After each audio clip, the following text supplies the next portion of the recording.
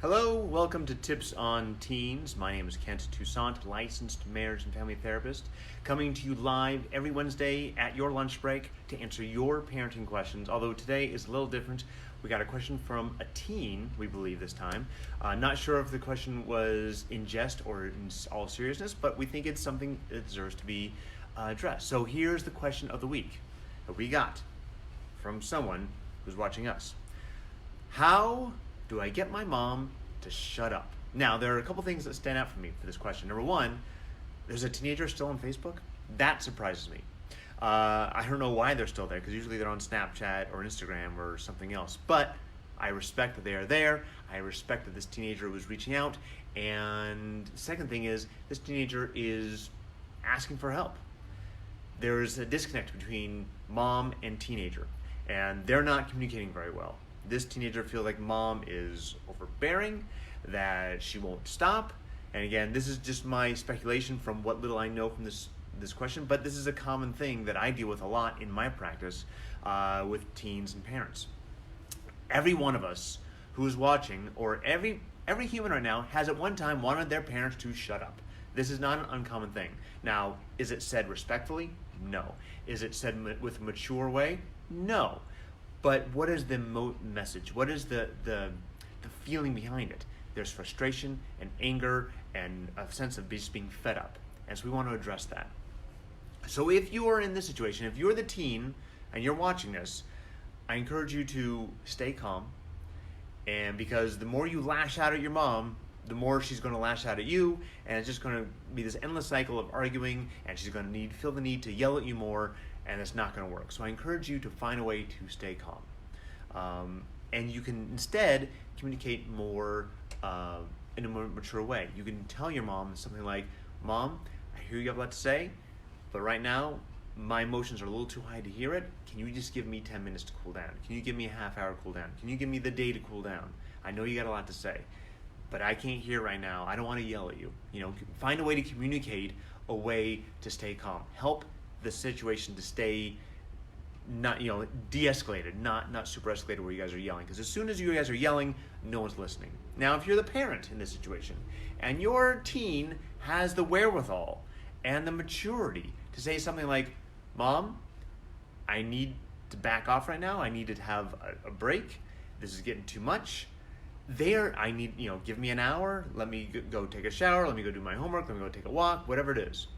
If they're willing to do that, they're showing the maturity that they understand that they don't want to fight with you. My hunch with this teen is tired of fighting, tired of the lecturing. And why do we lecture? Why do we argue? Parents lecture because we feel like our kids aren't getting the message. We need to hammer that message home. Of course, it never works. Lectures don't work. If lectures worked, I wouldn't have a job, right? Lectures do not work. It's about finding a way to connect. We need to find help this family to connect more. So if I'm this mom, I would probably go to my teen and say, "Hey, I know you feel that I'm overbearing sometimes, and I talk too much, and I want to acknowledge that, and I want to repair this. I want to find a different way for us to communicate." Extend that olive branch. Be the adult in the room, because your teen can't do it. He or she is not qualified. They don't have the mental capacity to do it, but you do. You are the parent, and it's your job to lead the way. So in a calm, loving way, say, "There are things I want to share with you. There are things I need you to know, whether it's the responsibilities you're not keeping up with, or, I want you to be, aware of these choices you're making and how they're dangerous or how they're not well thought out." Kids don't care how much you know until you know how much you care. And you need to have that connection. They need to feel like you're listening first. And if you have that, if you're listening, more than likely they will ask you for your advice. But if you give advice, you can't be tied to them following it. Now, unless they're putting themselves in danger, a lot of times you got to let kids make their own choices. And if you give them advice, or if you don't give them advice, you got to let them kind of figure this stuff out and then come to you for support when it doesn't go well. That's how they will learn. Now, if they're putting themselves in serious danger, you have to step in. There are life lessons we need to learn. There are some times when kids make choices that will not allow them to get to their goal college that they really want to get to. That's not the worst thing in the world. Sometimes that's a really good lesson to learn. And I've met clients who've gone through that because their own choices, they missed out on opportunities that they could have had if they just tried. And because they missed out on that opportunity, that gave them the drive to push themselves forward. And you might say, why do you need to go through that lesson to learn it? Because that's how humans learn. Humans learn the hard way. Generally speaking, we learn the hard way. We generally do not learn the easy way.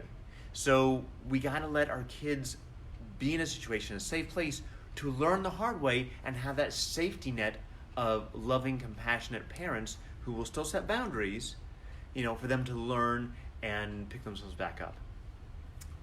If this situation is getting beyond anyone's control and you guys just can't find a way to connect, reach out to a therapist. Reach out to a family therapist who understands kids and teens and parents, and they can help build that bridge. Someone, like I say, I speak parent and I speak teenager. Find someone who can build that bridge for you guys to cross in the middle and meet and find a common ground. Anyways, that's our question for today. Please keep the questions coming. We love them. We love to hear your question for next week. Just direct messages here on Facebook, or you can email us at tipsonteens@teentherapycenter.com. See you next Wednesday at 12 o'clock. Bye-bye.